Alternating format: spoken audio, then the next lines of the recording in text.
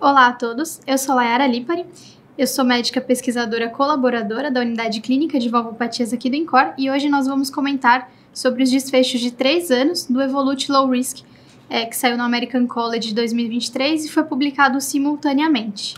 Só fazendo um background aqui, ele foi primeiro publicado com desfechos de 2 anos no New England, alguns anos atrás, e agora no American College de 2023 saiu o trabalho e foi publicado no JACC com desfecho de 3 anos. O Evolute Low Risk, então, é um trial que incluiu pacientes com estenose aórtica importante e STS baixo, STS menor do que 3, então baixo risco cirúrgico, e foram randomizados num esquema 1:1 para receber ou a prótese valvar cirúrgica convencional ou a prótese por TAV, a prótese Evolute. A ideia desse estudo era um pouco do avanço da indicação de TAV que a gente tem, porque a gente já tem uma indicação mais concisa de TAV no alto risco, nos pacientes idosos, e agora a gente estava tentando buscar uma indicação para pacientes de baixo risco. O trabalho usou como desfecho primário mortalidade por todas as causas ou AVC incapacitante, e ele encontrou no desfecho de 2 anos, no trabalho inicial, uma prioridade aqui, um melhor desfecho no grupo TAV em 24 meses, em que a gente teve o desfecho composto em 5,3% no grupo TAV contra os 6,7% no grupo cirúrgico, isso com P significativo para não inferioridade. Quando a gente vai olhar os desfechos separadamente, o AVC incapacitante em 2 anos foi maior no grupo cirúrgico, favorecendo então a conduta de TAV, com P significativo, e a mortalidade foi semelhante nos 2 grupos.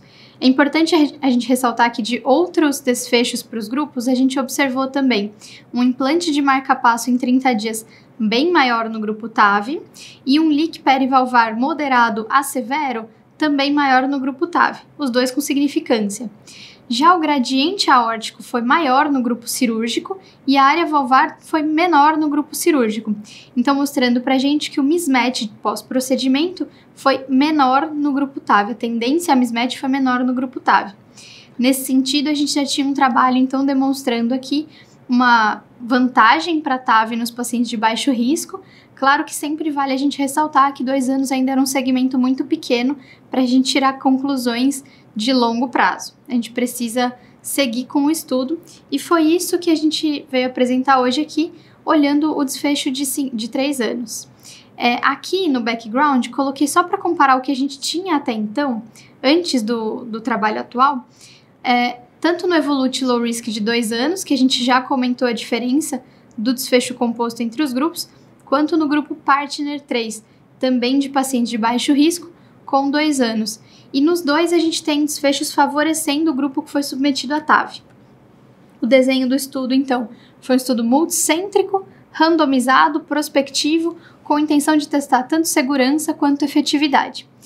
O desfecho primário aqui foi um desfecho composto, por mortalidade por todas as causas ou por AVC incapacitante. O baseline dos pacientes, então eles apresentavam uma idade de 74 anos em média e um STS realmente bem baixo, né, abaixo de 3, em média 1,9 nos grupos também consistente. É importante a gente bater primeiro nesse gráfico aqui, em que a gente olha o nosso desfecho primário com um hazard ratio de 0,7, favorecendo então o grupo TAV, porém com intervalo de confiança aqui tocando 1. É interessante a gente reparar que esse desfecho ele foi consistente nos 3 anos de evolução. Então, quando a gente olha aqui com 12 meses, quando a gente olha com 24 e agora com 36 meses, a tendência, a diferença entre os grupos se manteve estável entre os anos, favorecendo, então, a indicação de implante de TAV nos pacientes de baixo risco. Quando a gente olha os desfechos ao longo desses 3 anos, a gente já comentou um pouquinho do desfecho primário, já comentamos um pouquinho lá no de 2 anos sobre algumas complicações, mas é interessante que nesse gráfico aqui a gente tem algumas outras diferenças em que o implante de marca-passo foi menor no grupo cirúrgico, significativamente menor no grupo cirúrgico, e a fibrilação atrial foi significativamente maior no grupo cirúrgico, como a gente já está acostumado na prática. Quando a gente olha a performance da válvula em 3 anos, então olhando aqui basicamente desfechos ecocardiográficos, a gente pode reparar que realmente o leak periprotético é maior no grupo TAV, mas aqui olhando o leak mild, né, o leak discreto, pelo menos discreto, foi maior no grupo TAV, porém quando a gente olha moderado ou mais do que isso, a gente não tem diferença entre os grupos, foram bem pequenos foi bem pequeno o N para a gente dar alguma diferença entre esses grupos também. Já falando do mismatch de prótese, aí é aquilo que a gente fala de tender, com uma tendência de valorizar o grupo TAV, em que o grupo cirúrgico teve um mismatch maior de prótese, tanto quando a gente olha no mismatch moderado, quanto a gente olhando aqui no severo, favorecendo então o implante da prótese transcatéter. Aqui a gente tem um gráfico muito interessante do suplemento falando sobre uma correlação entre o desfecho primário e o leak periprotético. Por que veio a ideia de fazer essa comparação? Provavelmente veio originária lá dos estudos Partner, em que levantou-se uma hipótese de que os pacientes que permaneciam com leak periprotético maior tinham também um maior número de eventos, um maior número de desfechos. E aí, nesse gráfico aqui, a gente pode ver a comparação da presença ou ausência do leak periprotético, né? Então, nenhum ou traço a um mês, e pelo menos discreto, né? Pelo menos leve de até um mês. A ideia é que aqui os números são bem parecidos e a gente não teve diferença entre os grupos quando a gente olha só os desfechos primários.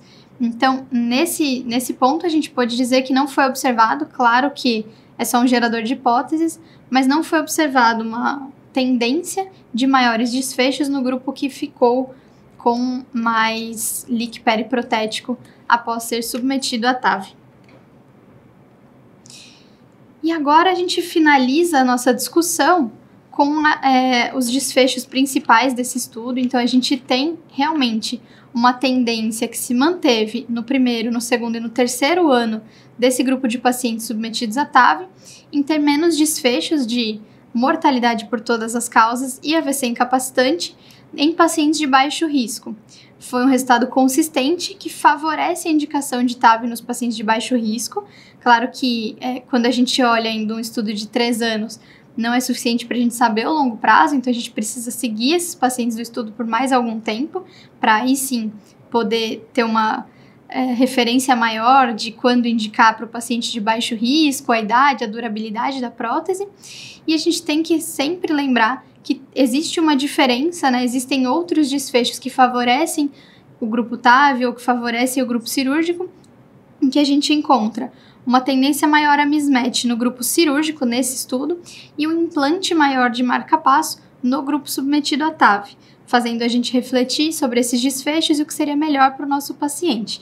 Esperamos então ansiosamente os próximos anos do estudo Evolute Low Risk.